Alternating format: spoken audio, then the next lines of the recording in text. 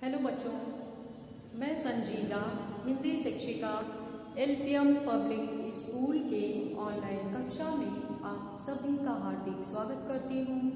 प्यारे बच्चों, आज हम सब अपनी पाठ्य पुस्तक हिंदी व्याकरण के प्रकरण क्रिया नामक पाठ का अध्ययन करेंगे।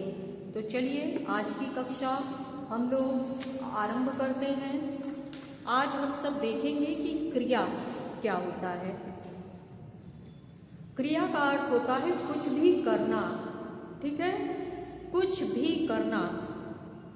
तो क्रिया कैसे बनती है, क्रिया का जो मूल रूप होता है उसके बारे में पहले हम लोग जानेंगे। जैसे इसकी परिभाषा है, क्रिया किसी काम के करने या होने का बोध कराती है। जैसे मोहन पढ़ता है, मोहन क्या करता है, पढ़ता है, तो पढ़ना एक क्रिया है, ठीक है। तो इस तरह से इसकी परिभाषा आप सबने देखी। क्रिया किसी काम का करना या होना बताता है। जैसे एक छोटी सी कहानी सुनिए। अंकिता अपने मम्मी पापा के साथ मॉल घूमने गई। उसने दुकान से कुछ खिलौने खरीदे, ठीक है। फिर आइसक्रीम और चाट पकौड़ी खाई, कुछ भी खेले। चाट पकौड़ी खाकर और खेल कर अंकिता बहुत प्रसन्न थी। इसके बाद वे घर लौट आए। तो इसमें मॉल में घूमने गई, घूमना एक क्रिया है। और खिलौने खरीदे, खरीदना भी एक क्रिया है। चाट पकौड़ी खाई, खाना भी क्रिया है। खेले भी क्रिया है। और खाकर खेल कर, ये भी क्रिया है। लौट आए, ये भी क्रिया है। तो किसी काम के करने या होने का बोध होता है, उसे क्रिया कहते हैं। अब चलिए हम लोग देखते हैं कि क्रिया के कितने भेद होते हैं, क्रिया कितने प्रकार की होती है। क्रिया के भेद जो हैं कर्म के आधार पर दो प्रकार के होते हैं। इसके पहले आप लोग समझिए कि धातु क्या है। क्रिया के मूल रूप को धातु कहते हैं। जैसे सुनना, पढ़ना, लिखना हम लोग कहते हैं, तो सुन, पढ़, लिख, खेल, कूद, ये सब क्या है, धातु है, ठीक है। धातु का मतलब बिना धातु के कोई भी क्रिया नहीं हो सकती। जैसे पढ़ना, पट धातु से बना है। पढ़ना किससे बना है, पढ़ना पट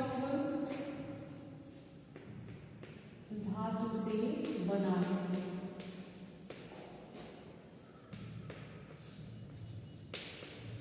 पढ़ना किससे बना है, पट धातु से बना है। जाना गम धातु से। तो मूल शब्द को ही हम लोग धातु कहते हैं, क्रिया के मूल शब्द को। धातु किसे कहते हैं, क्रिया काम के करने या होने का बोध होता है। और धातु किसे कहते हैं, धातु का मतलब मूल शब्द। जैसे क्रिया के मूल रूप को, क्रिया के मूल रूप को, जो मूल रूप होता है, जैसे खेलना, पढ़ना, लिखना, नाना हम लोग जोड़ देते हैं। पर क्रिया के मूल रूप को धातु कहते हैं। क्रिया के मूल रूप को धातु कहते हैं। जैसे धातु है पढ़, लिख, हंस, सीख, गिन, कूद। और इसका सामान्य रूप जब इसमें हम ना जोड़ देंगे तो हो जाएगा पढ़ना, लिखना, खेलना, कूदना, ठीक है। और क्रिया के जो भेद होते हैं वो कर्म के आधार पर दो होते हैं। कौन कौन से, सकर्मक और अकर्मक। क्रिया के भेद, क्रिया के भेद कितने होते हैं, दो। कौन कौन से, पहला है सकर्मक। सकर्मक का मतलब कर्म के साथ, और दूसरा है अकर्मक। सकर्मक का मतलब होता है स प्लस कर्मक, कर्म के साथ,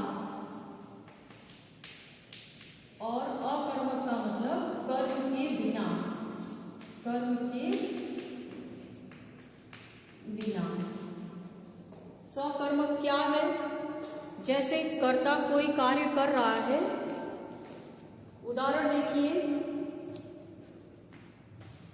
मान लीजिए मोहन पुस्तक पढ़ता है। मोहन क्या करता है, क्या और किसको लगाकर आप प्रश्न बनाएंगे तो उत्तर अगर मिला तो सकर्मक, उत्तर नहीं मिला तो अकर्मक। तो मोहन क्या पढ़ता है, उत्तर मिलेगा पुस्तक। मोहन, जैसे आपका वाक्य है, मोहन पुस्तक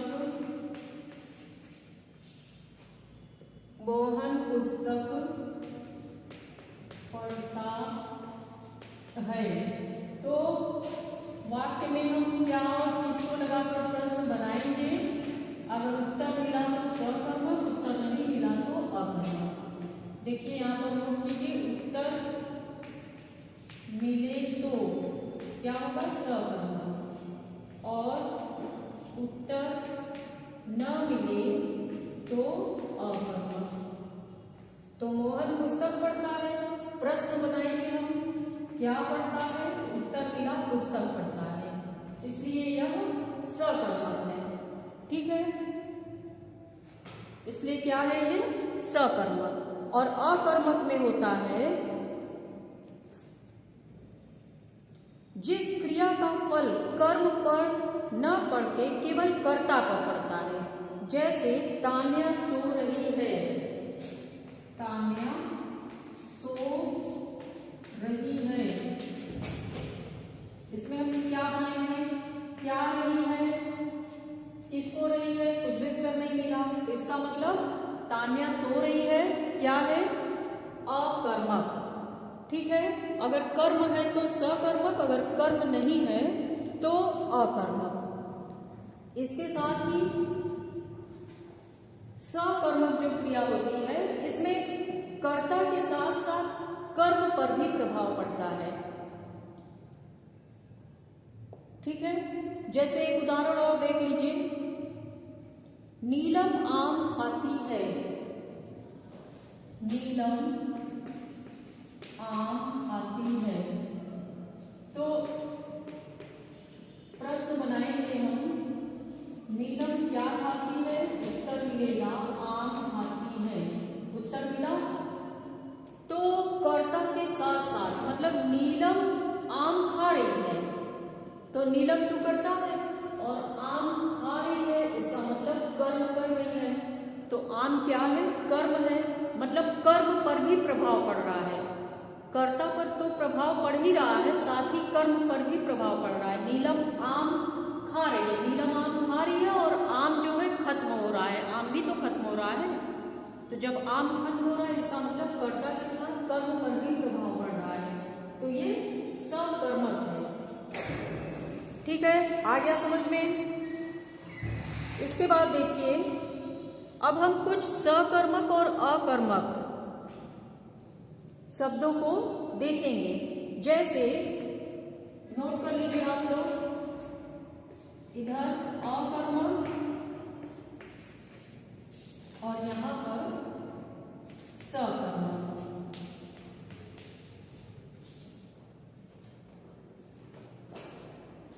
अकर्मक में क्या क्या है, टूटना, जुड़ना। अकर्मक में टूटना, जुड़ना, और लगाइए हंसना।